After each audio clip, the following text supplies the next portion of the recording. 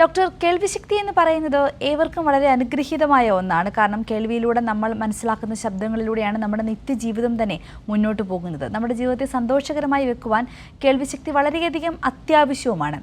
എന്നാൽ ഇന്നിൻ്റെ ഈ ഒരു സാഹചര്യത്തിൽ നമ്മുടെ കേൾവിശക്തിയുടെ ഒരു പ്രാധാന്യം നമ്മൾ മനസ്സിലാക്കുന്നത്, അല്ലെങ്കിൽ അത് സംരക്ഷിക്കുവാൻ നമ്മൾ എന്തൊക്കെയാണ് ചെയ്യേണ്ടത് എന്നതിനെക്കുറിച്ച് അത്ര വലിയ ബോധ്യം നമുക്കില്ല എന്ന് വേണം മനസ്സിലാക്കുവാൻ. കേൾവിശക്തി നഷ്ടമാകാതിരിക്കാൻ നമ്മൾ പ്രധാനമായും ശ്രദ്ധിക്കേണ്ട കാര്യങ്ങൾ എന്തൊക്കെയാണ്? നമുക്കെപ്പോഴും കേൾവിയാണ് നമുക്ക് ലഭ്യമായിട്ടുള്ള നമുക്ക് ഏറ്റവും ഉപകാരപ്രദമായ കാഴ്ച പോലെ ഒരുപക്ഷെ അതിനോടൊപ്പം പ്രാധാന്യമുള്ള ഒരു കാര്യമാണ് എന്നുള്ളത് തിരിച്ചറിയുന്നത് അതിലേക്ക് കുറവ് വരുമ്പോഴാണ്. അപ്പൊ അതുകൊണ്ട് തന്നെ ഈ തൊട്ടു മുമ്പ് കടന്നുപോയ കേൾവി ദിനത്തില് കേൾവിയെക്കുറിച്ചുള്ള അവബോധം, അല്ലെങ്കിൽ കേൾവി നശിക്കാതിരിക്കാനുള്ള അവബോധം എല്ലാ സ്ഥലങ്ങളിലേക്കും എത്തിച്ചേരുക, അല്ലെ എല്ലാ വിഭാഗങ്ങളിലേക്ക് എത്തിച്ചേരുക എന്നുള്ളൊരു സന്ദേശമാണ് ഇത്തവണയും വെച്ചിട്ടുണ്ടായിരുന്നത്. അത് തന്നെയാണ് നമുക്ക് അടുത്ത ഒരു കൊല്ലത്തേക്ക് നമുക്ക് പ്രാവർത്തികമാക്കേണ്ടതായിട്ടുള്ളത്. കേൾവി പലപ്പോഴും നമുക്ക് നഷ്ടപ്പെട്ടു പോകുന്നതിന് പ്രത്യേകിച്ച് ചില കാരണങ്ങളുണ്ട്. നമുക്ക് നമ്മുടെ കണക്കുകൾ നമ്മൾ അമ്പരപ്പിക്കുന്നതാണ്. നമ്മുടെ സമൂഹത്തിൽ വളരെ അധികം ആൾക്കാർ കേൾവി നഷ്ടപ്പെട്ടു പോകുന്നു എന്നും അതിലെ കേൾവി നഷ്ടപ്പെട്ടു പോകുന്നതിൽ ഒരു നല്ല ശതമാനം ആൾക്കാരിലെ ഈ കേൾവി നഷ്ടം നമുക്ക് പ്രിവെന്റ് ചെയ്യാൻ കഴിയും എന്നുള്ളതും വളരെയധികം പ്രാധാന്യം അർഹിക്കുന്നു. നമ്മൾ ഇഗ്നോർ ചെയ്യുന്ന ഒരു കാര്യമാണ്, വളരെ നിസ്സാരവൽക്കരിച്ചു പോകുന്ന ഒരു കാര്യമാണെന്നുള്ളതാണ് വസ്തുത.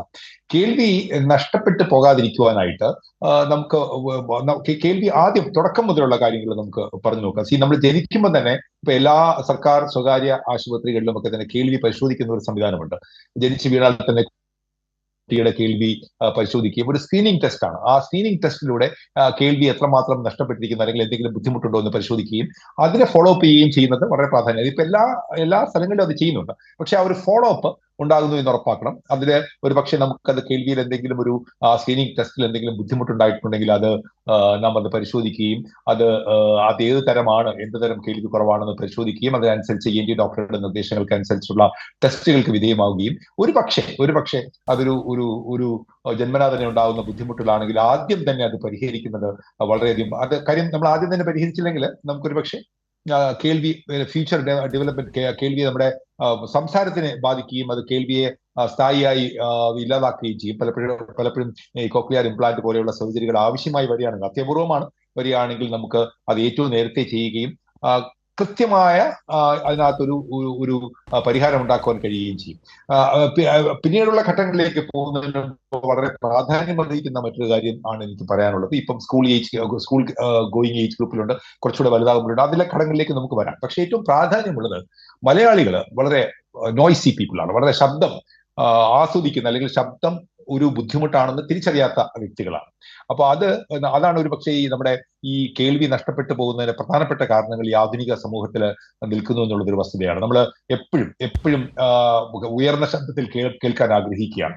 അപ്പൊ നമുക്ക് ഈ ഇയർഫോൺ ഉപയോഗിക്കുന്ന, അല്ലെങ്കിൽ ഹെഡ്ഫോൺസ് ഉപയോഗിച്ചുകൊണ്ട് കേൾക്കുന്ന രീതി, ഞാനും ഇപ്പോൾ ഈ ചർച്ചയിൽ പങ്കെടുക്കുമ്പോൾ ഹെഡ്ഫോൺ ഉപയോഗിച്ചിട്ടുണ്ട്. ഡോക്ടർ ഇങ്ങനെ സംസാരിക്കുമ്പോൾ ഹെഡ്ഫോണിന്റെ അപാകതകളെ കുറിച്ച് പറയാൻ തുടങ്ങുമ്പോൾ എന്തിനാണ് ഇയർ പീസ് ഉപയോഗിച്ചിരിക്കുന്ന ഒരു സ്വാഭാവികമായ ചോദ്യമുണ്ട്.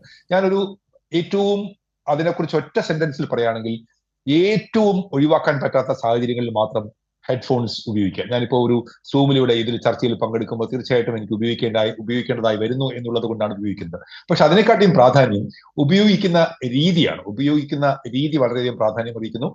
അത് സാധാരണ ലോകാരോഗ്യ സംഘടന 60% താഴെ വോളിയം നിർത്തണമെന്ന് പറയുന്നു. പക്ഷെ ശരിക്കും ഞാനത് 30% ചുറ്റുവട്ടമാണ് ഞാൻ ഈ വോളിയം യൂസ് ചെയ്തിരിക്കുന്നത്. ഒരു 30-40% ചുറ്റുവട്ടം വോളിയം ഏറ്റവും അത്യാവശ്യമുള്ള സന്ദർഭങ്ങളിൽ മാത്രം നമ്മൾ മീറ്റിംഗിൽ പങ്കെടുക്കുകയോ അല്ലെങ്കിൽ മറ്റുള്ളവർക്ക് ബുദ്ധിമുട്ടാക്കാതിരിക്കുവാനോ ഏറ്റവും ചുരുങ്ങിയ സമയം ഹെഡ്ഫോൺസ്, ഇയർ പീസ് ഉപയോഗിച്ച് കേൾക്കണം എന്നുള്ളതാണ് ഇതിൽ ഏറ്റവും പ്രാധാന്യമുള്ള വസ്തുത.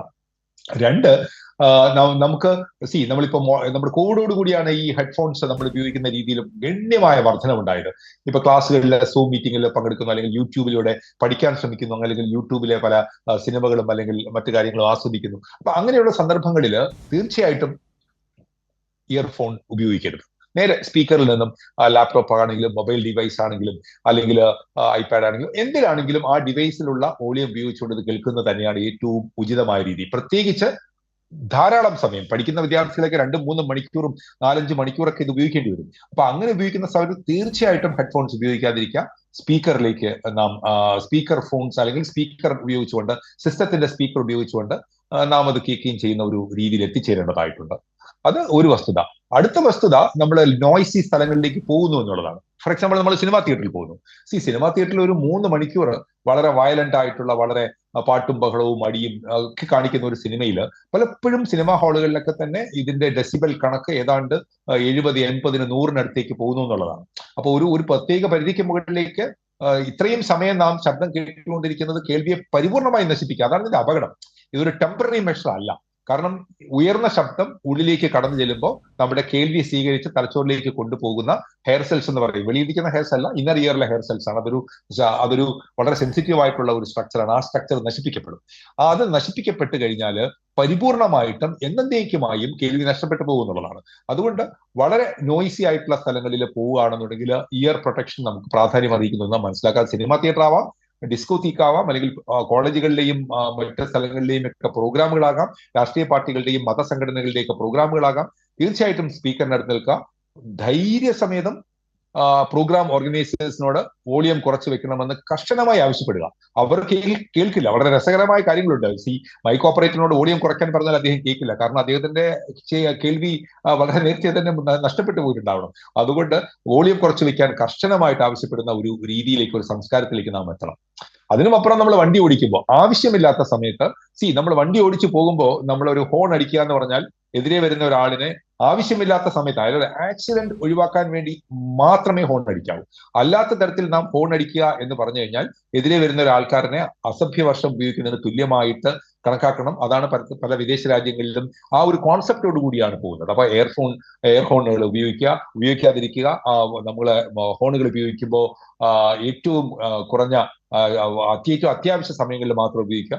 അതിനുമപ്പുറം ചില വർക്ക് പ്ലേസുകളുണ്ട്. ഫോർ എക്സാമ്പിൾ, ടൈൽ കട്ട് ചെയ്യുന്നു, അല്ലെങ്കിൽ ഇതൊരു ഫാക്ടറീസിൽ വർക്ക് ചെയ്യുന്നു. അങ്ങനെയുള്ള സമയത്ത് ഉയർന്ന ശബ്ദം തുടർച്ചയായിട്ട് കേൾക്കേണ്ടി വരും. അപ്പൊ നമുക്ക് ഇയർ പ്രൊട്ടക്ഷൻ ഡിവൈസുകൾ ഉപയോഗിക്കാം. അല്ലാതെ അത്തരം തൊഴിലാളികൾക്ക് അത് ജോലി ചെയ്യാതിരിക്കാൻ കഴിയില്ലല്ലോ. അപ്പൊ ആ ഒരു സന്ദർഭങ്ങളിൽ, പ്രത്യേകിച്ച് ഉയർന്ന ശബ്ദം കേൾക്കുന്ന രീതിയിലേക്ക് എത്തിച്ചേരുന്ന സന്ദർഭങ്ങളിൽ ഇപ്പൊ നോയിസ് ക്യാൻസലേഷൻ ഡിവൈസ് പോലെയുള്ള വളരെ വില കൂടിയ സാധനങ്ങളൊന്നും വേണമെന്നില്ല. പക്ഷെ ചെവിയിലേക്ക് ശബ്ദ തരംഗങ്ങൾ പോകാതിരിക്കാനുള്ള എന്ത് ഡിവൈസും നമുക്ക് ഉപയോഗിച്ചുകൊണ്ട് ശബ്ദം ഉള്ളിലേക്ക് പോകാത്ത തരത്തിലുള്ള മെത്തേഡ് എടുക്കുന്നത് വളരെയധികം നന്നായിരിക്കും. പ്രത്യേകിച്ച് ഈ മേഖലകളിൽ തൊഴിൽ ചെയ്തുകൊണ്ടിരിക്കുന്ന അവസ്ഥ. ഇതാണ് നമ്മൾ ഹൈ വോളിയം കൊണ്ടുണ്ടാകുന്ന ഒരു ഇമ്പാക്ട്. ശരി, വ്യക്തമാണ് ഡോക്ടർ.